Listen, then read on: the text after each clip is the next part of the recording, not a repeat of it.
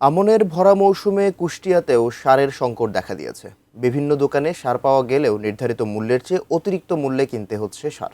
সার সংকটের খবর জানাতে কুষ্টিয়ার সুলতানপুর আমনের মাঠ থেকে যুক্ত হচ্ছেন প্রতিনিধি শরীফুল ইসলাম। শরীফ, কেন এই সারের বাড়তি দাম নেওয়া হচ্ছে এটি জানাবেন এবং একই সাথে জানাবেন যে যারা সার সরবরাহ করছেন তারা কেন অতিরিক্ত মূল্য রাখছেন, কি বলছেন তারা, এবং এর বিপরীতে আসলে প্রশাসনের বাড়তি নজরদারি কিংবা কোনো ধরনের তদারকি দৃশ্যমান হচ্ছে কিনা। ধন্যবাদ মাহাতি, আপনি যেমনটি বলছিলেন সারের যে সংকট তো আছে, তবে সারের সংকট থাকলেও কুষ্টিয়ার কৃষকরা সার পাচ্ছে। সারের প্রতিটা সারের মূল্য তারা বেশি নিচ্ছে। কৃষকরা এরকম অভিযোগ করেছে। সকাল থেকেই আমি যে মাঠে রয়েছে এই মাঠে অসংখ্য কৃষকের সাথে কথা বলছি। তারা জানিয়েছেন যে সার পাচ্ছে, কিন্তু লাইন ধরে সারও নেওয়া লাগছে, কিন্তু প্রতিটা সারের দাম সরকার যে মূল্য নিয়েছে সেই মূল্যের যে অতিরিক্ত দাম দিয়ে সার ক্রয় করা লাগছে। পাশাপাশি সরকার যে কৃষি বিভাগে যে মনিটরিং থাকার কথা, সেই মনিটরিং তাদের কাছে নেই। কোনোদিন এই মাঠে যে মাঠে রয়েছে এই মাঠে কোনো কৃষি কর্মকর্তা বা উপসহকারী কৃষি কর্মকর্তা কাউকে তাদের দেখতে পান না, এরকম অভিযোগ করছেন। তবে সারের কৃষকদের সাথে আরও তারা জানিয়েছেন যে এই সারের যে ভরা মৌসুম, আমনের যে ভরা মৌসুম, এই মৌসুমে যদি সার সংকট সৃষ্টি হয় তাহলে এই মৌসুমের আবাদ নিয়ে তারা সংকটে পড়বেন। একজন কৃষক আছে, আমি তার সাথে কথা বলবো।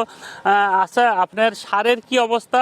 সার পেতে সমস্যা হচ্ছে কিনা, সারের দামটা একটু বলবেন। সার পেতে সমস্যা হচ্ছে না, সার বাজারে পাওয়া যাচ্ছে, কিন্তু সারের মূল্য বেশি, দামটা বেশি। কোন সারের কি মূল্য? টিএসপি 36 টাকা নিতেছিল, এখন বর্তমানে আবার 37 টাকা নিচ্ছে। গত পরশুদিন নিলাম। ইউরিয়া 30 টাকা কেজি এবং পটাশ 25-26 টাকা কেজি।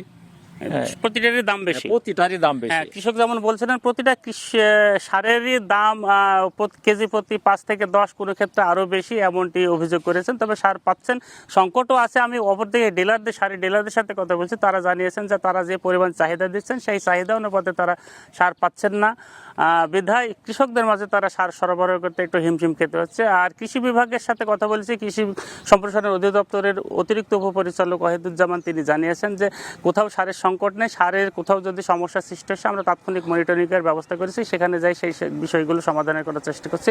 সব মিলিয়ে সার সংকট না থাকলেও সারের যে অতিরিক্ত মূল্য এবং বাড়তি মূল্য দিয়ে কৃষকরা সার ক্রয় করে তাদের ধানের আবাদে ব্যবহার করার ফলে অতিরিক্ত খরচ বাড়ছে, পরে উৎপাদন খরচ বাড়ছে, এমন অভিযোগ কৃষকদের রয়েছে। তো এই ছিল কুষ্টিয়ার সুলতানপুর মাঠ থেকে আমনের ধানের সার সংকট নিয়ে সর্বশেষ খবর। মাহাতি।